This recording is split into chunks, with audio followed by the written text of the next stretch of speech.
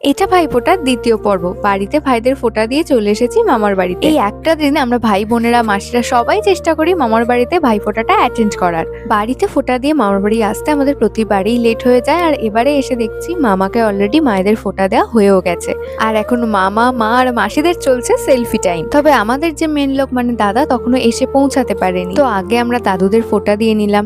আজকে মা মাসিরা খুব ব্যস্ত থাকে, সেই জন্য রান্নার মেন দায়িত্বে রয়েছে মেশো, আর মামা হচ্ছে হেল্পার। বেলা অনেক হয়েছে, এবার পেটে ছুঁচো দৌড়াতে আরম্ভ করেছে, খালি দাদা আসার অপেক্ষা। তারপরে সবাই হুড়মুড়িয়ে বসে পড়ি ফোঁটা দিতে।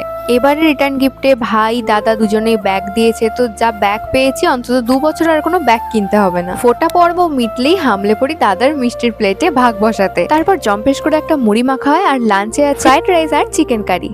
লাঞ্চ শেষে বসেছিল দারুণ একটা গল্পের আসর। মামা তার দ্বিতীয় পর্বের ভাইফোঁটাটাও সেরে নেয়, যেটা আমার পিসিমণি পাঠিয়েছিল। এভাবেই কাটলো এবারের ভাইফোঁটা।